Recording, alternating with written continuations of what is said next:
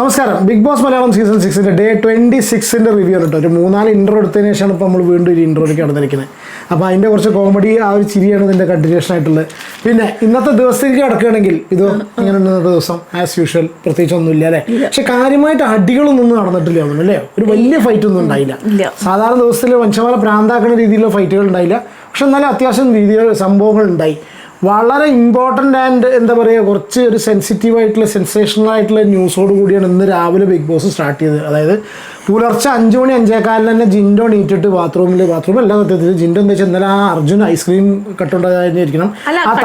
അർജുൻ്റെ ഐസ്ക്രീം അത് എടുത്തോണ്ടാണോന്ന് അറിയില്ല, എന്താണെന്നറിയില്ല. അപ്പോൾ രാവിലെ തന്നെ ജിൻഡോ ആ താക്കോലും തിരഞ്ഞിട്ട് പിന്നെ റൂമിലൊക്കെ നടന്നിരിക്കണം. അങ്ങനെ അർജുൻ്റെ മൈക്കിൻ്റെ ഉള്ളിലൊക്കെ നോക്കിയിട്ട് ആ ഒരു സീൻ അവിടെ കാണിച്ചു. പക്ഷെ ആ സീനിന് ഇമ്പോർട്ടൻസ് ഇല്ലെങ്കിലും ഇത് കഴിഞ്ഞിട്ട് ജിൻഡോ ക്യാമറയിൽ നോക്കി കുറച്ച് കാര്യങ്ങൾ പറഞ്ഞു. അതായത് ജിൻഡോ പറഞ്ഞ സംഭവമുണ്ട്. ഈ അർജുൻ, നോറ, റഷ്മിൻ, ഗബ്രി പിന്നെ ജാസ്മിൻ ഈ 5 പേര് പുറത്തുനിന്ന് തീരുമാനിച്ചിട്ടാണ് വന്നതെന്നുള്ളത് ഇവൻ വീണ്ടും റിപ്പീറ്റ് ചെയ്ത് പറയുന്നുണ്ട്. പക്ഷെ സത്യമാണെന്ന് അറിയില്ല കേട്ടോ.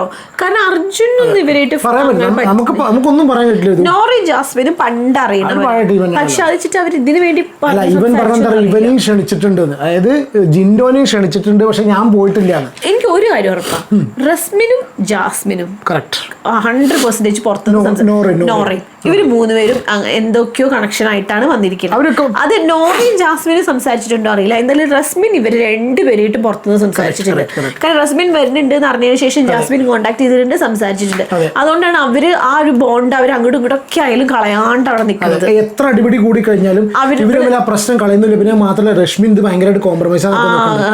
ഇന്ന് രാവിലെ ഇന്നലെ രാത്രി സംഭവം ഇന്നലെ രാത്രി നമ്മൾ ചോദിച്ചില്ല, നോറ വേറെ പോയി കിടന്നു, രശ്മിൻ ഇവളുടെ കൂടെ ആയിരുന്നു, ജാസ്മിന്റെ കൂടെ ആയിരുന്നു ഉള്ള കാര്യം പറഞ്ഞില്ല. രാത്രിയൊക്കെ നമ്മൾ കുറെ നേരം വെയിറ്റ് ചെയ്തിരുന്നില്ല ഇവന്റെ കാണാൻ വേണ്ടിയിട്ട്, ജബ്രി ഷോ കാണാൻ വേണ്ടി. പക്ഷെ ജബ്രി ഷോ ഒന്നും ഉണ്ടായില്ല. കാരണം ഗബ്രി പോയി കിടക്കലും ഇവളുടെ ജാസ്മിന്റെ അടുത്ത് നോറയായിരുന്നു. നോറ എന്തായാലും പേര് രശ്മിനായിരുന്നു ഉണ്ടായിരുന്നത്. ഇനി ഇന്നിപ്പോ ഗബ്രിയും നോറയും കൂടി ജയിലിൽ പോവാ.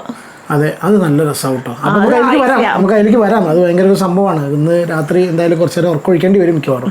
ഓക്കെ, അപ്പോൾ സംഭവം എന്താ വെച്ചാൽ അത് കഴിഞ്ഞിട്ട് ഞാൻ പറയാൻ കാരണം വെച്ചാൽ ഇത് കഴിഞ്ഞിട്ടാണ് രശ്മിൻ ഇവിടെ പോയിട്ട് സോപ്പ് വെറുതെ പോയി സോപ്പിടുന്ന് കണ്ടു.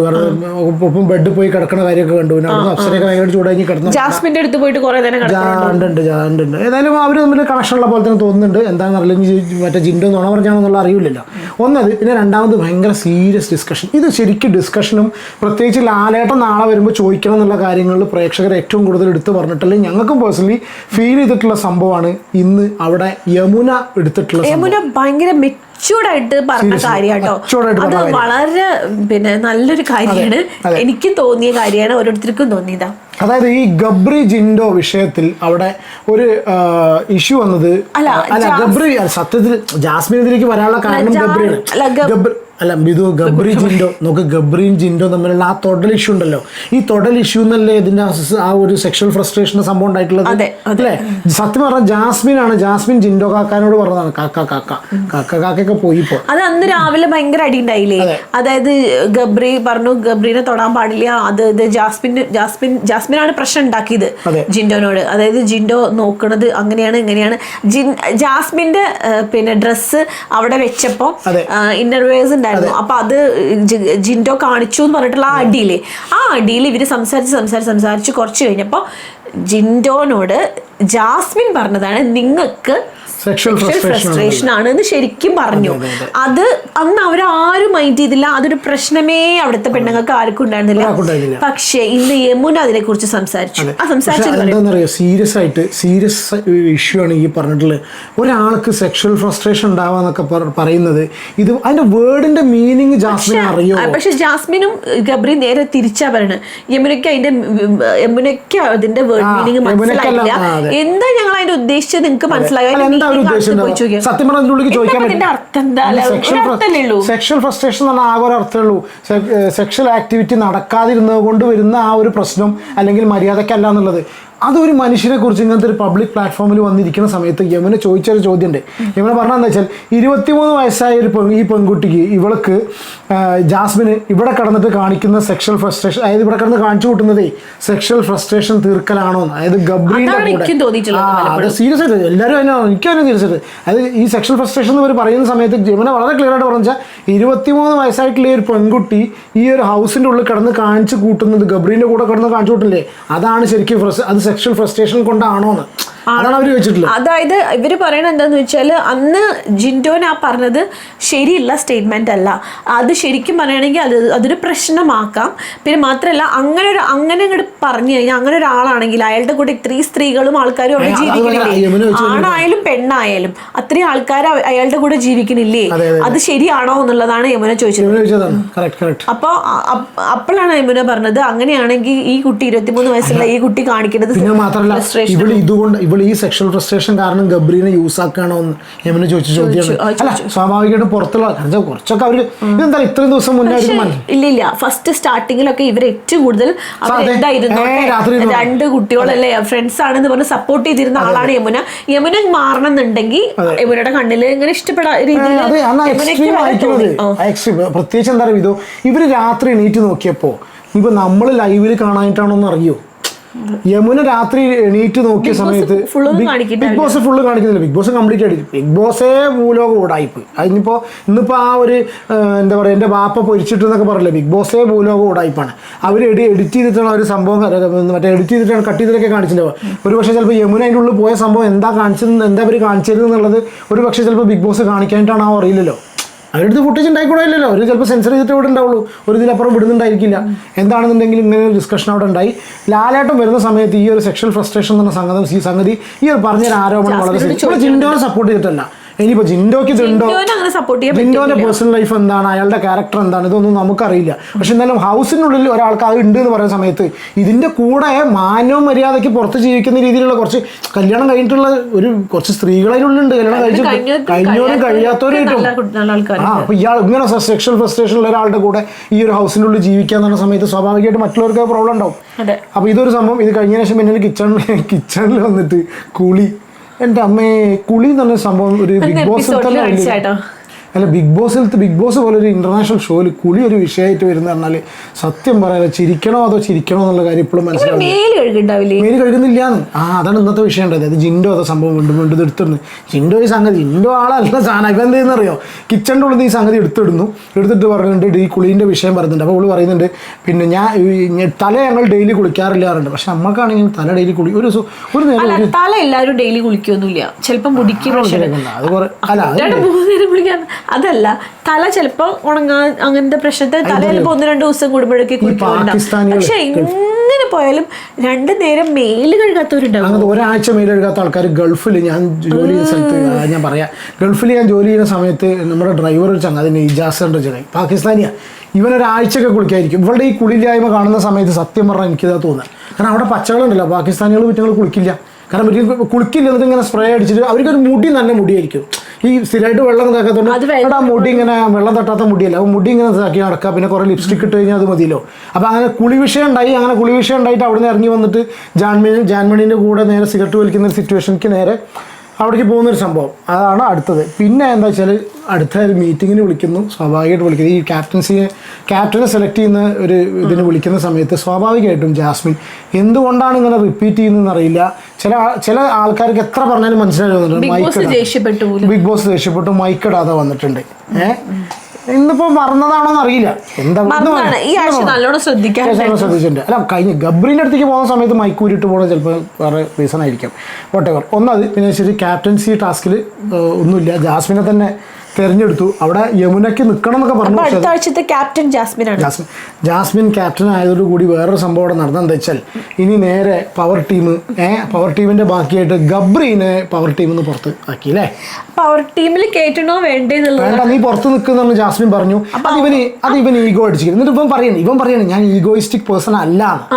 എന്നിട്ട് അവൻ പറയണ ഇങ്ങനെയല്ലേ പറഞ്ഞത്, എനിക്ക് കുഴപ്പമില്ല നീ പുറത്താക്കിക്കോ, പക്ഷെ എനിക്ക് സങ്കടമൊക്കെ ഉണ്ട്. പറയാണ് നീ പുറത്ത് നിർത്തിക്കോ, പ്രശ്നമില്ല, പക്ഷെ എനിക്ക് ഉള്ളിൽ സങ്കടമൊക്കെ ഞാൻ സഹിച്ചോളാം. അതിന് ഗബ്രി എന്താ പറയുക, അവന്റെ സംസാരവും കാര്യങ്ങളൊക്കെ അവന് ഈഗോയിസ്റ്റിക് ആണ്. അവനത് നന്നായിട്ട് അടിച്ചിട്ടുണ്ട് എന്നുള്ള കാര്യം 100%. പിന്നെ മാത്രമല്ല ഇപ്പൊ ജാസ്മിന്റെ സ്വഭാവത്തിൽ കുറച്ച് അകൽച്ചുണ്ട്. ചിലപ്പോൾ രശ്മിൻ പറഞ്ഞല്ലോ, രശ്മിൻ രണ്ടുപേരെയും കൂടി നിർത്തിയിട്ട് സംഗതി പറഞ്ഞു ഇവന് കൂടുതൽ ഇഷ്ടമുണ്ട്, ഇവർക്ക് ഇഷ്ടം കുറവുണ്ടെന്നൊക്കെ ഈ രശ്മിൻ ഇന്നലെ പറയുകയും ചെയ്തിട്ടുണ്ട്. അപ്പോൾ ഒരുവിധം ആൾക്കാർക്ക് അവിടെ കണ്ടാൽ മനസ്സിലാവുകയും ചെയ്യും. എന്താണെങ്കിലും അതാണ് ഒരു ആ ഒരു ഗബ്രിക്ക് ഭയങ്കര ഇഷ്ടമാണ്. കാരണം എന്താണെന്ന് വെച്ചാൽ ഇപ്പൊ കിച്ചണിൽ പാത്രം കഴുകണ സമയത്തുണ്ടല്ലോ, ജാസ്മിൻ കഴുക അടുത്ത ഗബ്രി പറയും വേണ്ട ഞാൻ കഴിക്കോളാം. ഭയങ്കര കെയറിംഗ് ആണ്. അന്നൊരു ദിവസം കിച്ചണിന്ന് ജാസ്മിനോട് ആരോ പറഞ്ഞു പിന്നെ ക്യാബേജ് കട്ട് ചെയ്യാൻ പറഞ്ഞു. അപ്പോൾ ജാസ്മിൻ യമുനയോട് ചോദിച്ചു ചേച്ചി ഇത് എങ്ങനെയാ കട്ട് ചെയ്യാൻ പറഞ്ഞപ്പോഴേക്കും ജാസ്മിന് കട്ട് ചെയ്യേണ്ടത് എങ്ങനെയാണെന്ന് അറിയില്ല.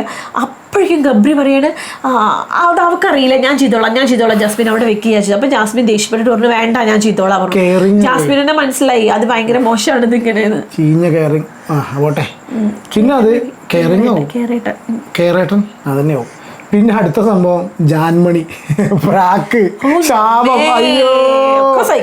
സത്യം പറയാലോ നിങ്ങൾ നശിച്ചു പോകും.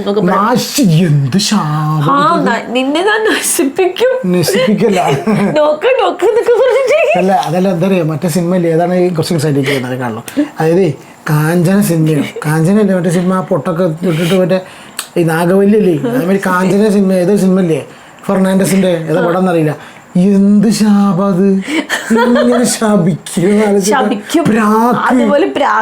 പിന്നെ ചിലർക്കൊന്നും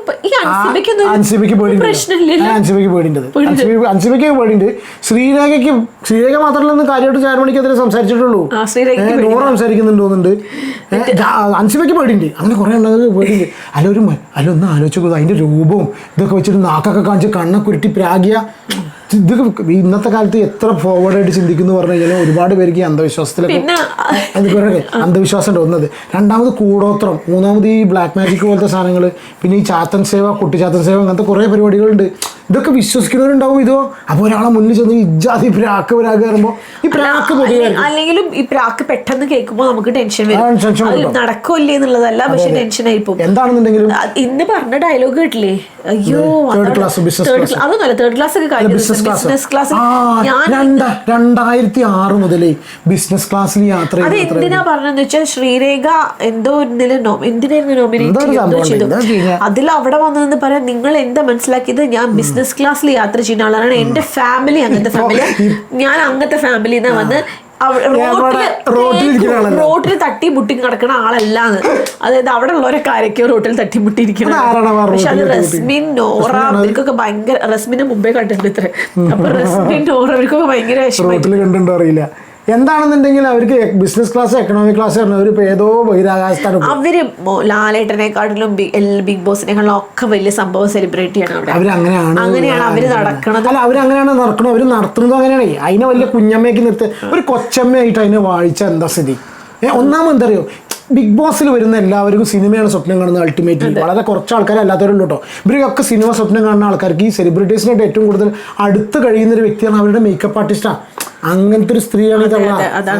ഇജാതി പ്രാക്ക് ആലോചിച്ച് നോക്കുക. എന്നാലും ഒരു പ്രാക്കൊക്കെ അല്ലേ, പിന്നെ പ്രായിക്കോട്ടെ എന്തെങ്കിലും പറയട്ടെ. എന്തായാലും അതുകൊട്ടെ ഒന്നത്. പിന്നെ രണ്ടാമത് നമ്മൾ പറഞ്ഞ കാര്യം ഗബ്രിയും മറ്റേ കണ്ണടച്ചിട്ട് പിന്നെ ഗബ്രി ജാസ്മിനും കൂടി കണ്ണടച്ചിട്ട് ഇരുന്നിട്ട് രണ്ടാളും കൂടി കൈ പിടിച്ചിട്ട് നമ്മളെ തമ്മിൽ അതാട്ടോ. അതുകൊണ്ട് നിങ്ങൾ എല്ലാവരും കൂടി ഇങ്ങനെ രണ്ടാളും കൂടി കൈയൊക്കെ പിടിച്ചിരുന്നിട്ട് നീ അതല്ല രസമല്ല. ഞാൻ ഇവനെ നിങ്ങളാരും ലൈവ് കണ്ടവർക്ക് അറിയാം, ഇപ്പം കണ്ണടച്ചിട്ട് ഇങ്ങനെ ഇരിക്കുന്നുണ്ട്. അപ്പം മേക്കപ്പ് ചെയ്യുക, ഞാൻ സത്യം പറഞ്ഞാൽ മേക്കപ്പ് ചെയ്യുക എന്നുള്ളത് മനസ്സിലില്ല. അപ്പോൾ കണ്ണടച്ചിരിക്കണോ ചോദിച്ചാൽ കഴിഞ്ഞ് കരയോ, ഞാൻ അങ്ങനെ സൂം ചെയ്യാൻ നോക്കി ഇവൻ കരയുണ്ടോ, പക്ഷെ ഇവൻ കരയല്ല. ഇവൻ കണ്ണ് വിളിച്ചാൽ ജാസ്മിൻ പറയും കണ്ണടക്കി എന്നിട്ട് ഇവിടെ മേക്കപ്പ് ഇട്ട് കൊടുക്കാനേ.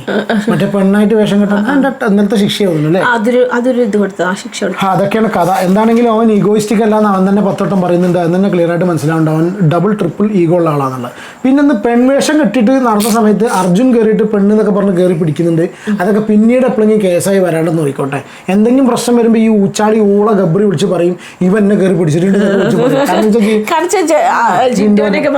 എന്താ ജിന പറഞ്ഞു പറയൂലേ അന്ന് തന്നെ കയറി പിടിച്ചു. അത് എനിക്ക് ബാഡ് ടച്ച് അർജുൻ ഗ്രൂപ്പ് മാറി കേട്ടോ. ശരിക്കും അതേപോലെ ഇന്നത്തെ എപ്പിസോഡിൽ ശരിക്കും മനസ്സിലാവും അർജുൻ ഗ്രൂപ്പ് മാറി, ഋഷിയും അൻസിബയും ആണെങ്കിൽ ഫുള്ള് ഗ്രൂപ്പ് മാറിയെന്ന് ഉദ്ദേശിച്ചത് അർജുൻ അങ്ങനെ മനഃപൂർവ്വം മാറിയതല്ല.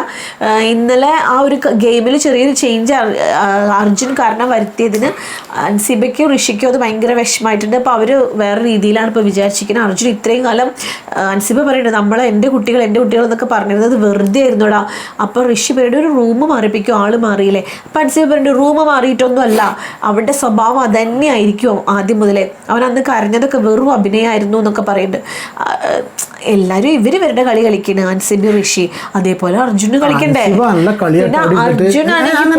ഇരുന്നിട്ട് ഇങ്ങനെ കൺട്രോൾ ചെയ്യുന്ന കട്ടിലിന് ഭയങ്കര പവറാ. പക്ഷെ മറ്റേ ഇതിൽ പറഞ്ഞ ചട്ടമ്പിതാടിൽ പറഞ്ഞ കസേരവാസം എന്നൊക്കെ പറഞ്ഞ പണ്ട് കിടില ഫിറോസിന് നമ്മളെ ഷോ കഴിഞ്ഞപ്പോ പറഞ്ഞിരുന്നു കിടില ഫിറോസ് ഇരുന്നിരുന്ന ഒരു ബീൻ ബാഗ് എന്തുണ്ടായിരുന്നു ഫ്രണ്ടില്, അവിടെ തന്നെ ഇരുന്നിരുന്നു. അതും കൊണ്ടുപോവോ ചോദിച്ചിരുന്നു. അതേപോലെ ഇവള് പോകുമ്പോ കട്ടിലെടുത്തിട്ട് പോകും.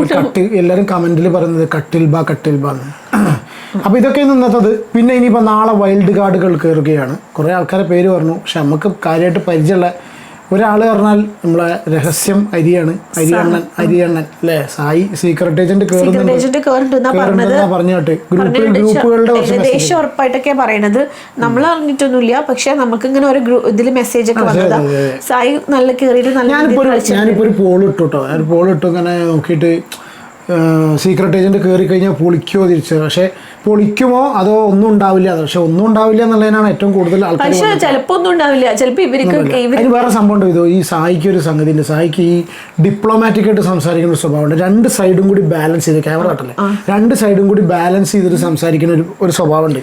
ഒരാളെ നന്നാക്കും അതേ മറ്റാക്കും വിഷമം ഉണ്ടാകുന്നില്ല. കാരണം പണ്ടൊക്കെയാണ് സായി വെട്ടി തുറന്ന് പറഞ്ഞത്. റീസെന്റ് ആയിട്ടുള്ള സായിയുടെ വീഡിയോസ് ആയി ബന്ധങ്ങളെ കൊണ്ടാണ്.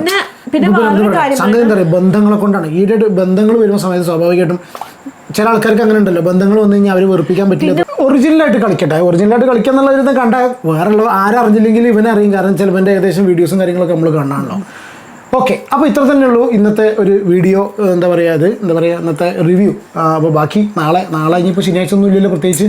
ശനിയാഴ്ച ഇനിയിപ്പോൾ എന്തെങ്കിലും കാര്യങ്ങൾ കുത്തിപ്പൊക്കണം രാത്രി. എന്നും നമ്മൾ വീഡിയോ അവസാനിപ്പിക്കുമ്പോൾ പറയുന്നത് പോലെ ജാസ്മിൻ ഗബ്രി കോംബോ ജബ്രി അവിടെ കുറേ വൈൽഡ് കാർഡ് വരുന്നുണ്ട്. അതിൽ ഇനി വേറെ വല്ലവരൊക്കെ ആയി കഴിഞ്ഞ് വന്നു കഴിഞ്ഞാൽ ഇനി ജാസ്മിൻ അവരുടെ കൂടെ ഫ്രണ്ട്സ് ആവോ, ഗബ്രി ഇനി